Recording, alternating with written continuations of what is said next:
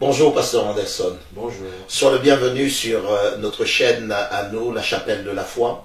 Et nous étions très contents d'avoir passé ces 3 jours avec toi. Ça a été des moments extraordinaires. Alors ma question est la suivante. Que penses-tu de l'avenir de l'Europe et de la France? Ok, merci d'abord de m'avoir reçu.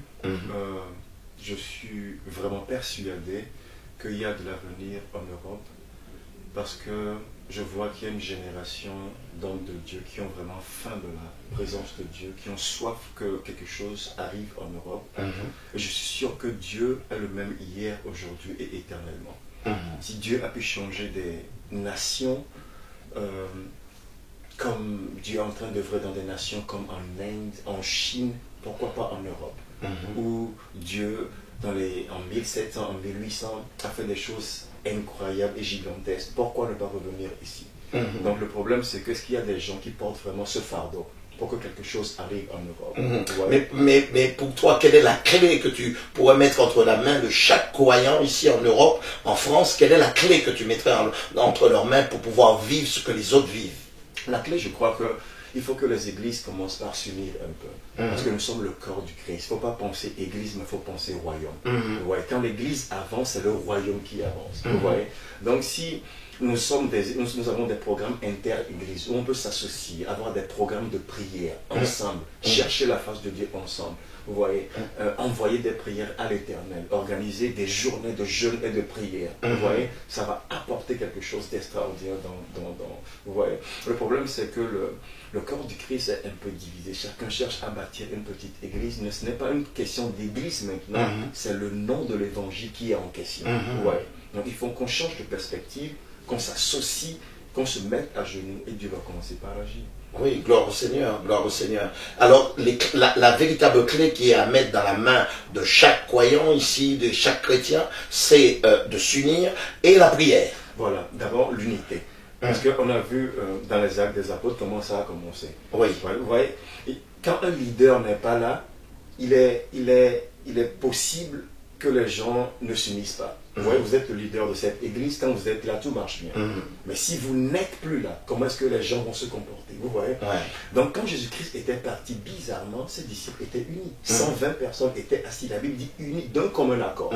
Donc ça commence d'abord par l'unité. Il faut des gens qui ont la même vision, la même perspective.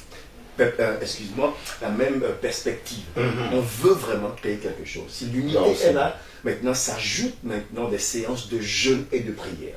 Vous voyez. Donc on ne peut pas jeûner et prier si on n'est pas unis. Absolument. Voilà. Donc s'il y a des intérêts personnels, tu vois, donc ça ne peut pas aller.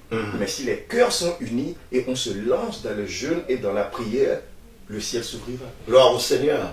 Alors vous avez entendu, vous avez pu entendre sur cette chaîne, la Chapelle de la Foi, que l'unité du corps de Christ, ce sera cela qui apportera des résultats pour notre futur. Nous n'allons pas laisser notre génération finir dans la faiblesse. La force, comme a dit le pasteur Anderson, c'est l'unité. Et je bénis Dieu, l'unité accompagné de la prière. Je bénis Dieu pour ce qui va se faire. Je pense que le pasteur Anderson reviendra et on aura encore d'autres séminaires qui sont des séminaires qui rebâtissent le corps de Christ, qui revigorent le corps de Christ et qui permet au corps de Christ de marcher dans l'unité. Nous allons commencer par faire cet exemple. Et puis, avant de terminer, pasteur Anderson, alors, dites-nous un peu comment ça se passe en Allemagne, comment est l'église en Allemagne, et qu'est-ce que l'église en Allemagne a aussi besoin.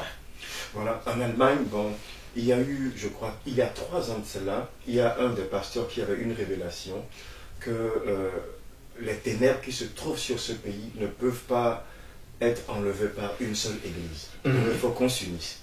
Alors nous avons commencé par organiser des veilles de prière mensuelles où on a organisé, on a beaucoup d'églises confondues, des Russes, des Allemands, tout le monde. On a commencé par prier pour l'Allemagne.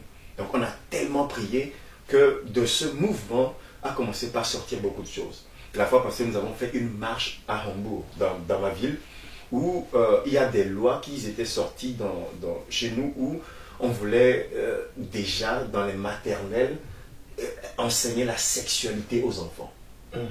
Alors là, on s'est levé, on était parti dans la rue, il y avait une démonstration de ceux qui sont contre ce système. Ils sont venus pour nous arrêter, ils nous lançaient des pierres, mais la police nous a bloqués, ils nous a amenés jusqu'à, comment on appelle ça, jusqu'à la mairie, où on a fait un discours, c'était une première.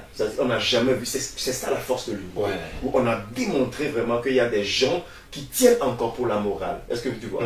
Donc, en Allemagne, nous sommes déjà un peu en avance, puisqu'on est unis. On a des réunions de prière, on a des veillées dans chaque église organisées par beaucoup de pasteurs, tu vois. Donc, ces associations nous aident à d'abord maintenant savoir que le problème, l'enjeu est tellement grand qu'on ne peut pas dire je fais église. Ouais. Donc, voilà. Ce que Dieu est en train de faire chez nous. Béni soit le Seigneur. Ouais. Béni soit le Seigneur. Alors, nous remercions le pasteur Anderson pour ces quelques minutes qu'il a pu nous accorder. Et puis, nous nous disons, pasteur Anderson, à une prochaine fois. Et que Dieu te bénisse. Et puis, bénis l'Allemagne. Salue l'Allemagne de notre part. Au nom puissant de Jésus-Christ de Nazareth. Amen. Merci beaucoup. Merci.